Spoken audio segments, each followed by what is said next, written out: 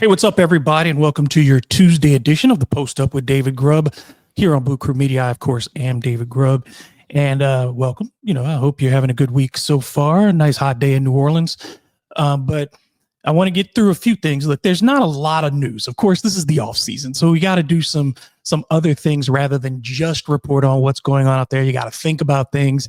Got to find something to keep you folks engaged and interested in what we're talking about. I can't just sit up here for 20 minutes and just pontificate because that gets boring, doesn't it? I think it does. So I'm trying to think of some things, of course, that be interesting to talk about. I'd love to get your feedback. Of course, I always am receptive to your topics and ideas. I try to cover them as best I can within the scope of what we have here in about the 20 to 25 minutes that we do the show each day. So continue to put in the comments what you'd like to see me talk about so I can go on those things and kind of, give you the information that you want. But also in the meantime, I'm going to try to do some things on certain days where we have a little more fun. We do a little more, less speculative things. And there's always going to be a mix of that because as the news happens, you try to respond to it. But you also want to just do some analysis, too, of what you already got. And not just speculate about what's going to be. But let's look back at some of these things and try to project from who's already on the roster, what could happen this year. And that's why I wanted to start today with looking at who could be potential breakout candidates this year. I think the easy thing to say is like Yves Missi makes a jump in year 2. And that's possible. Certainly, Yves produced and progressed at a high level throughout the season. There are some things that obviously he needs to work on throughout this offseason. I've talked about those at length. He needs to catch better. He needs to develop one reliable post move. And he's got to get bigger and stronger. Does that make him a breakout candidate, though? Do you think of him? He's not going to get more minutes. He's not going to have more starts.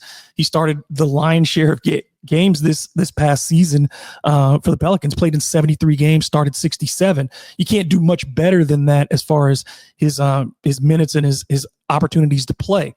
The question is, who could be a breakout performer? And I think the people that we kind of zone in on are Antonio Reeves as one potential breakout.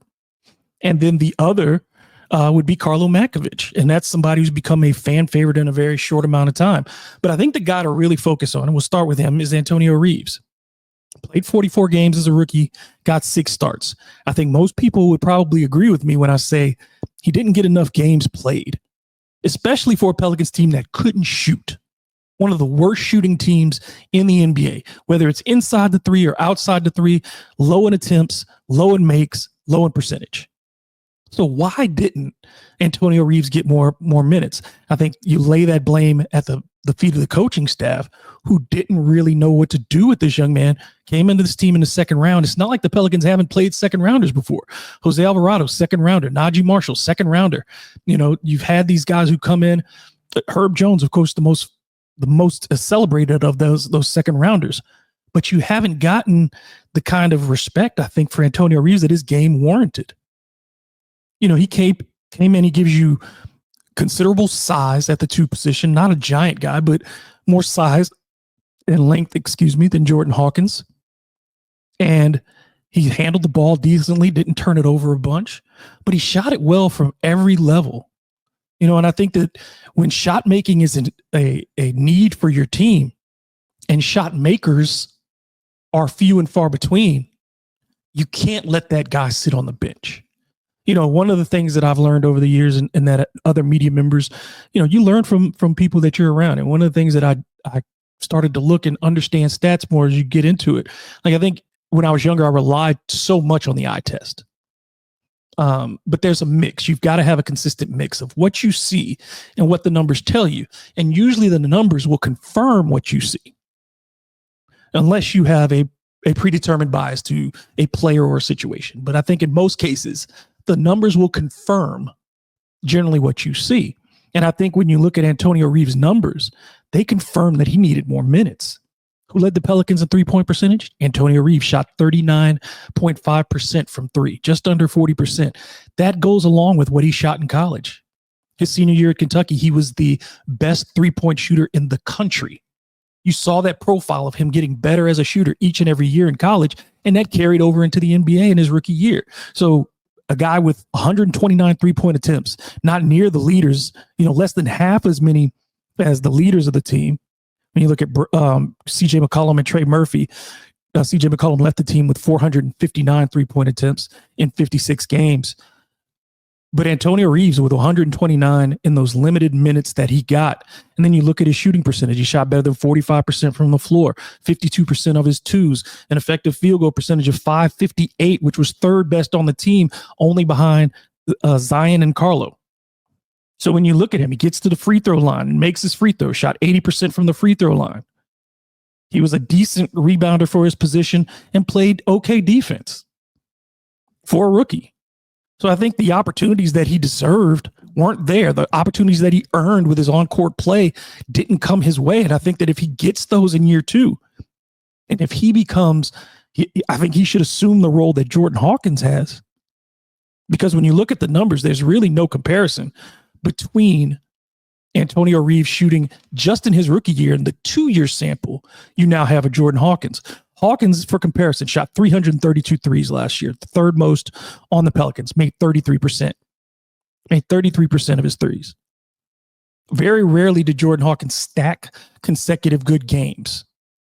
Struggled to put together games where he shot multiple threes and shot better than 35% on his threes. A very streaky shooter. But what you saw at Antonio Reeves was consistency night in and night out. And I think that part of it makes him far more likely to be a breakout candidate because you saw consistent production when he was given minutes, whether they were short minutes or long minutes. He got the opportunity into the game and he made the most of those opportunities. You know, last season he had a good number of games. He had 13 games of those 44 where he made multiple threes. Of those 13 games, only in 3 of those did he shoot less than 40% from 3. Only in 3. In 10 out of 13, he made multiple threes and shot better than 40%. That right there is the kind of volume and efficiency that you want. You want him to get more shots. You want him to take more threes. You want him to be on the court to do that. Because if you have a bad team, one of the best things you can do is shoot more threes to keep the gap. Again, this is not about the Pelicans getting to a certain number. Joe Dumars talked about that in his comments. It's not about a number, but it's about a philosophy, and it's about utilizing the talent you have in the best way possible. And I think Antonio Reeves, whether it's in a half-court situation or whether it's in a transition situation, is a good enough shooter, is a premier shooter, and should get opportunities. And I think that the Pelicans aren't careful in getting him some minutes this season and really elevating his opportunity. He could be doing this for somebody else. So I think the Pelicans have to give him the opportunity that he's earned. And we'll see how well he comes back in this from the offseason, if he's expanded his game and if he's a little bit better off the dribble. But the Pelicans put him in positions last year where sometimes he had to play the point guard because they just didn't have anybody else to do it. Now, he's not a great point guard. He shouldn't be playing that position. But if he has the flexibility, at least with his handles, to create a little bit more for himself and not just be a shooter. And I think that's the biggest problem with Jordan Hawkins, is that he cannot put the ball on the floor really well. He's not a strong ball handler and he's not strong physically. And you wonder if he's ever going to get stronger. But if you look at him compared to the body type of Antonio Reeves, who looked wiry but also strong at 6'5", 205, a much bigger player than a Jordan Hawkins, then I think you have to consider making him a part of your primary rotation. Not the sixth man per se, because I think you have players, depending on how this roster shakes out, who could be the sixth man. But I think as your eighth man, ninth man, who gets consistent minutes on a nightly basis, because during the regular season, you're more likely to go 10, 11 deep.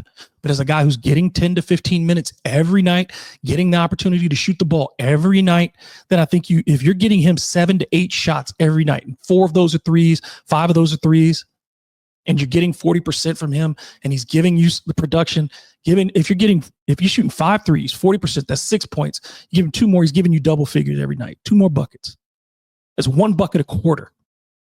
I think you can get that kind of production out of Antonio Reeves. So I think of him as a potential breakout as far as the consistency in his role and playing much better next season. I think that that's very possible for him. The other guy, when we look at Karlo Matkovic, I think it's important to understand that Karlo is still a very situational player. But in those situations, he can be very productive. Like Karlo, when we talk about the tempo, Karlo is one of the players who's most dependent on tempo. When the Pelicans are playing at a high pace, he can do the things that he does well. Run to the rim.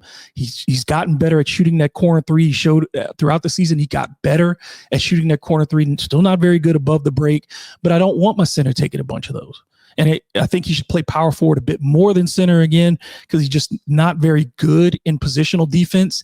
But if you get him to face up, at least he can use his quickness to be an impediment when somebody drives to the bucket. If you've got him out on the perimeter, in the post defending people, he jumps at everything, and he's not physically able right now to hold his position. But I think if the Pelicans utilize him as that 4 and in stretch big lineups or double big lineups where he's the 4 and you have a legitimate center under the basket who can defend, and if Yves Missi can be that guy, great. If it's somebody from the draft, great. If it's a free agent, cool. But you need to pair him with a more defensive-minded player at the center position and allow guys like Zion Williamson, allow Trey Murphy to be the guys who the defense is focused on. But in a second unit with those starters, with either 1 or 2 starters around him, I think Karlo again can be productive. You saw him as a volume rebounder on the defensive end, not a great offensive rebounder compared to Yves Missi, who's an elite offensive rebounder last year. But Karlo will attack the glass because of his physical abilities. He is a good jumper, a very good jumper. He has good hands. You've seen him finish the alley-oops. You've seen him finish lobs in traffic and be able to catch passes on the run. Something that Yves, again, cannot do at this point. But Yves is the better all-around player and deserves those starts at center. And you're not going to start Karlo Matkovic, but he can be a productive kind of change of pace front court player and provide you with a skill set that you don't necessarily have in other bigs. Now, you want to go find those players. You want to augment your front court. But I think Karlo gives you that flexibility and that ability to play multiple positions and that transition weapon of a big. I think every team needs a big who can run the floor and get down and beat the opponent to the rim, do some rim runs, post up quickly, run to the front of the basket, open up and be a target for passes, finish at the rim. Karlo can do all of those things. He needs to raise his basketball IQ. He needs to slow down defensively. But I think when you look at Karlo overall, he's another player who has been a little bit slower to develop in his career, but shows the potential of being a consistent rotational player. Not quite there yet. We'll see what happens this offseason. But Karlo is showing the potential of being a consistent rotational player, and the Pelicans have to look at that. All right, let's move on. We're going to talk about something a little more, I think, interesting for the moment. When you look at the Pelicans, there are a number of former Pelicans this offseason who will be entering the free agent market. And I just wanted to go through those and rank them from most likely to re-sign to least likely to rejoin the Pelicans. And I think the easy part is to talk about the people who I've put in a category called ain't no way. There's no way these guys are coming back to New Orleans. Number one is Garrett Temple. I am shocked as you are possibly that Garrett is still going to try to run it back one more time. I guess if somebody's willing to pay you, even if it's just to be a mentor and sit at the end of the bench and be a break in case of emergency type of player, then fine. But Garrett Temple, again, ain't no way he's coming back to New Orleans. Javonte Green, I put in that mix. Javonte, Big Woo as they called him, had some moments last season, but just didn't produce offensively enough for the Pelicans and really didn't have a great postseason with the Cavs. I don't see him coming back to New Orleans. No way possible. James Johnson playing with the Pacers right now. I think if the Pacers, particularly if they win a championship, he could be calling it a career. He's 38 years old. He's the senior member of that team and has rarely played for them. When they bring him in, it's usually for his physicality, which is what the Pelicans used him for when he was in New Orleans. I don't think he's coming back. The other guy, Jackson Hayes. What do I need to say there? Jackson has been in the NBA long enough for us to know what he is and what he ain't as a basketball player. So that's why I put him in the category of ain't no way. The highly unlikelies, there's two of those. The highly unlikelies, CP3 and Steven Adams. At one point, I think we all kind of had not we all, but I'll say a number of people had a pipe dream that Chris Paul could come back for what I would think would be his swan song, his final season. But it looks like Chris wants to go back to LA. And I get it. You know, he's potentially the greatest Clipper ever as far as raising their winning. He could go to LA and play for the Lakers and be reunited with LeBron. You know, and a player he's always wanted to play with, he has a great relationship with him. They're very close, and he could take a very cheap deal to give that team one more opportunity. Even though, you know, that's a team that has dominant ball handlers in Luka Doncic and LeBron James. I don't know if you're Chris Paul, if it makes a lot of sense for you to go back and be a backup point guard for the Lakers.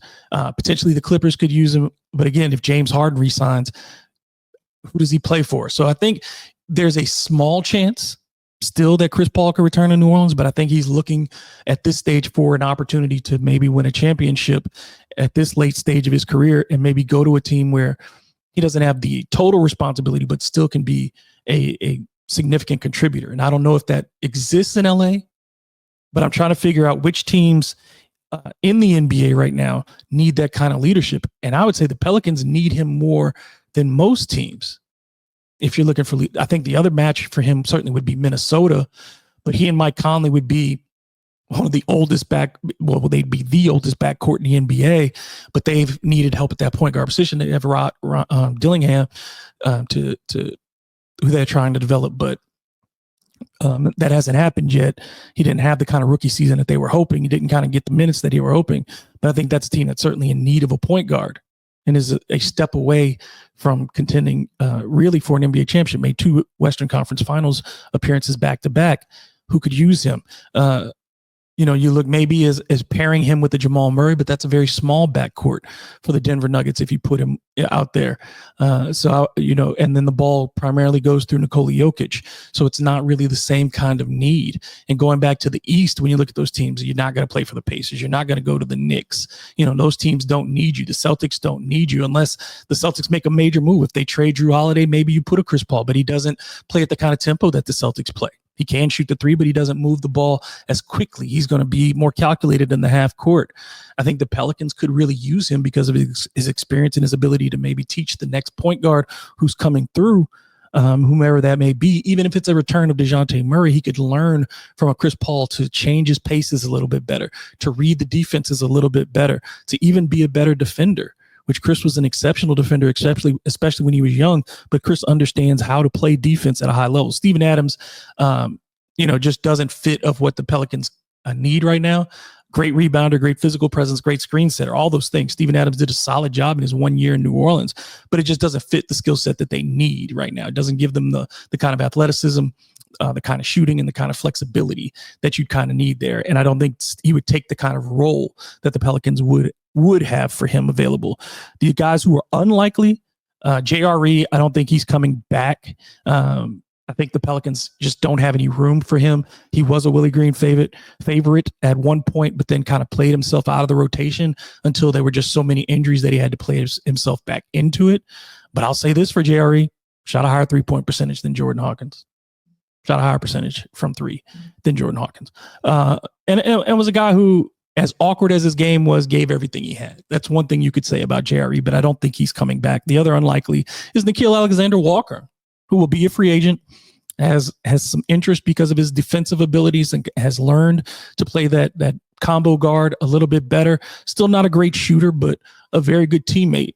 I just don't think that the Pelicans are going to kind of bring him back. He doesn't score enough for them to invest in him.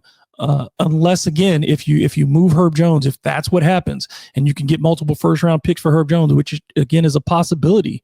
If you do that, you're going to need more perimeter defense. And then maybe you call in Nickeil Alexander-Walker, who could be relatively inexpensive and play that role for you. But at this stage, I would say it's unlikely. The last player, Larry Nance. And I put that as a maybe because of these factors. Number one, Larry gives you multi-positional flexibility. You know he can play small ball center. You know he can play the 4. His injuries are a concern, obviously. But the other thing about Larry Nance that you do get from him is that he is a fan favorite. It kind of gives you a buffer. He gives you that veteran presence in the front court that you don't have. Again, he provides some athleticism, some shot blocking, and some 3-point shot making. So I think that Larry, because of his prior relationship with these guys in New Orleans and Joe Dumars' intent to try to mature Zion Williamson a bit more, teach him some leadership, having a guy like Larry back could help speed that process along. Though I understand the argument. You could say, well, he was here already and Zion didn't grow up. Yeah, I get that. And I understand that. But I think that, again, if you're looking to mature these bigs, Yves Macy, Karlo Matkovic, they could learn from a Larry Nance. They could learn from him. And Larry, again, could be a relatively inexpensive player to add to your bench if you make some certain moves. So I think that you wouldn't rule him out. That's why I consider him a maybe. None of these guys would be definites. None of these guys would be priorities. But depending on how your offseason goes, I think Larry Nance, Nickeil, and Chris Paul still, and they would be in that order if you would think about probability, right? Larry Nance, if you were betting, again, not great odds, but if you were betting on those three, the best odds would be on Larry. The second would be on Nickeil. The third would be on Chris Paul. Depending on whatever you could flip Nickeil and Chris Paul in your mind, and I wouldn't be mad at that either. The big rumor that goes today, and every day there's a new Trey Murphy rumor, is that the Orlando Magic could pursue Trey Murphy. Certainly the Magic have had their problems in finding offense, particularly shooting. They have two really good front court players in Paolo Banchero and Franz Wagner, but they do not have enough shooting on the perimeter. They thought that they could bring in some guys. It just hasn't worked out the same. So the Magic, in a proposal that I saw online, the Magic would get Trey Murphy, and that'd be the only player they'd get. The Pelicans wouldn't give anything else up. But in return, the Pelicans would receive Cole Anthony, Goga Bitadze, Tristan da Silva, the number 16 pick this year, and a 2027 lottery protected first round pick. Now, I think Goga Bitadze is a very good player. I think that Da Silva was a first round pick, who could develop. Cole Anthony helps you at the point guard position. That number 16 pick this year is interesting, though. If the Pelicans have 7 and 16 this season, which is just out of the lottery, you can get two very good young players. Or if you want, maybe you can package those and get something else. But I think a 7 and a 16 is very interesting. I don't think the Pelicans are giving up Trey Murphy, though. No matter what, I just don't think the timing for the Pelicans is right to give up on Trey Murphy, though the business of the league says it's better to trade him early rather than later on an extension. But I think his price is so fair to considering the market that Trey's deal never becomes a bad deal unless injuries remain a persistent problem for Trey. And again, the last two seasons, he's played about just over 100 games. Been right in the 54 game per season range. I think 104, 108. I can't remember the number off the top of my head, but it's in that range. It's less than 110 over the last two seasons. So if injuries become a consistent problem for Trey, then maybe that contract becomes more burdensome. But I think at this stage, Trey's value is to the Pelicans. And I don't think Joe Dumars wants to go into that kind of rebuild already. Not when you've made this commitment to Zion Williamson, and not that since the historical stats show that Trey is one of the best. Herb and Trey are the two best players on the roster currently when they play with Zion Williamson. So breaking up that trio, again, would cost a lot. And I don't know if this deal, though that is some good young talent and that number 16 pick and another first rounder, and I think it could be, a lottery protection is tough when you're talking about Orlando, but you would think that Orlando is a team that could, in the East, is going to continue to make the playoffs with that kind of core. So even if it's in the lottery, you'd still get the first. I mean, no matter what, I think you would get that pick because it wouldn't fall in the lottery. And if you're around 16 all the time, if the Magic are one of those teams that keeps finishing in the middle of the pack in the East, if they're in that 5 through 8 range because they just don't break through and the East is too strong at the top, then it's still a decent pick. And even a late first round pick, you can do something with it. If it's it's that bottom 10 of the first round. If it's the bottom 8, I think you still have flexibility with it. It's not a bad deal, but I just don't believe that Trey Murphy is that available. I know the reports say that everybody on the roster is available, but when you say you're making a commitment to Zion Williamson, you're committing to some of these guys on the roster. And I don't think Joe Dumars is stupid in that regard. I don't think that he would go ahead and gut the roster if you're making that commitment to Zion. Now, if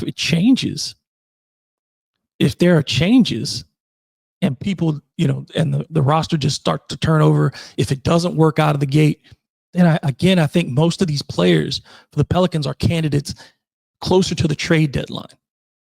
If this season just bottoms out and you have to replace the coach and you've got to start thinking about the future and it's just not working with these guys, that's the time, is either at the trade deadline or in the next year's offseason. I just don't, as much as you hear about the Pelicans making all these moves this offseason, I just don't see it, because who are they going to move? You don't have a lot of movable assets. The guys that they can move are the ones that are most likely to move. It's the CJ McCollums, it's the Jordan Hawkins, it's the Kelly Olynyk's. Those are the guys that are most likely to move, and none of those are going to yield the kind of name that suggests a giant turnaround for the Pelicans.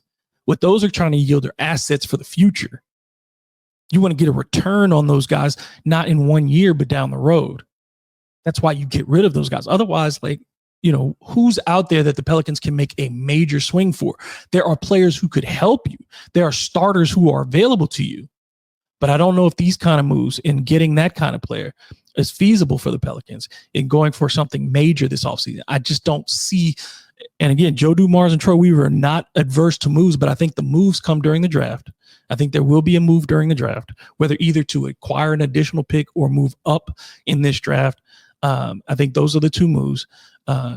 Maybe that pick is in the second round. And again, we've talked about some of the second rounders who might be available yesterday. You can go back and check that. And there are some players in the second round worth taking a risk on. If the Pelicans can get back into that, I think that there's some value there for them. They need competition at positions. They need talent across the board. You can never have enough talent on your roster. So I think the Pelicans are going to be aggressive in that way and trying to get young talent. But I don't think there's going to be a giant push before the season to acquire a bunch of veterans. If you can get off some of your bad contracts, particularly DeJounte Murray, then you try to do that. But otherwise, you're not maintaining the status quo as much as I think you're just trying to find out what you have and make the best move possible rather than make a quick move. And yeah, ultimately the decision about Zion Williamson is the linchpin in all of this. Do I think it can change? Again, I said this time and time again. Yeah, Joe Dumars could change this very quickly. It doesn't take long.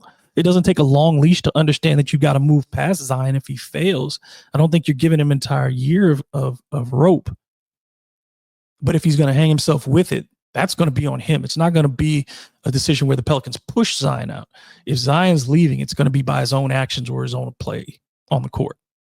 So the other part of this, lucky seven, the seventh pick, I think that when we look at this, and is the seventh pick going to be good for the Pelicans? And I think we've seen in the past of the NBA that the seventh pick has been a pretty good pick in the NBA. And the Pelicans can find value there. Somebody asked me yesterday about moving up in the draft, and I said that I don't think it's very bad if the Pelicans stay in position, because I think when you get to from 3 to 10 or 11, everybody's value is about the same. What you're looking for is fit. And I think the thing that would make you move up in the draft is about fit.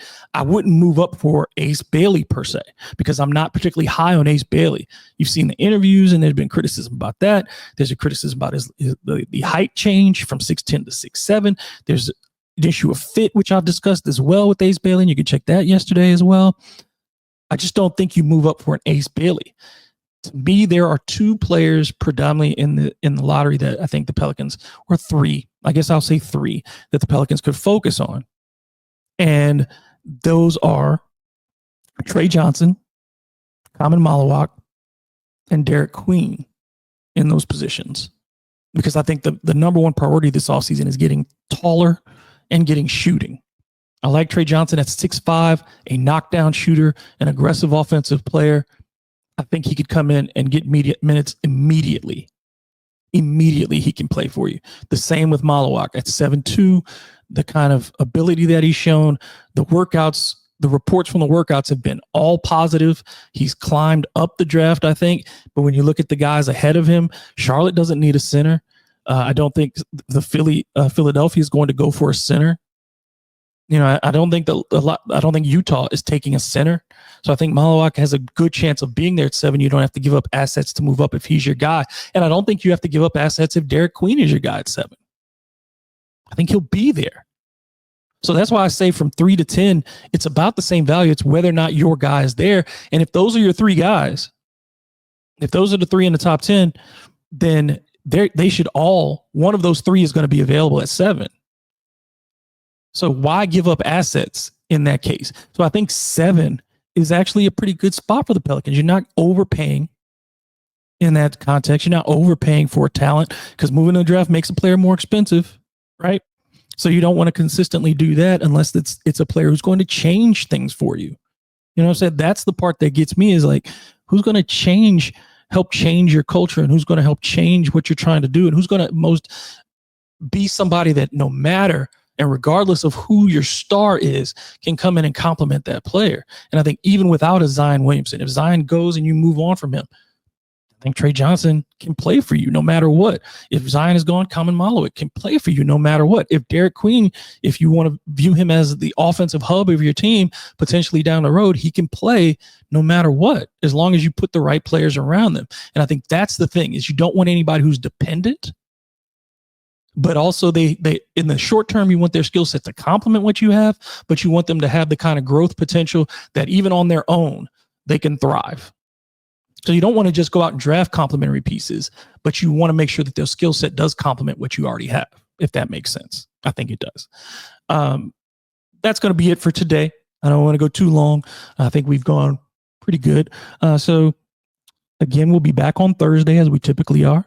So until then, make sure you hit that like button. Make sure you hit the subscribe button. And again, leave your comments. If there's something that you want me to talk about, go ahead and drop that in the comment section. And I'll make sure that I try to do that as best I can. So go ahead and do those. And I will be back again on Thursday, same bat time, same bat channel. In the meantime, if you want to follow me on social media, you know where to find me. Twitter, Instagram,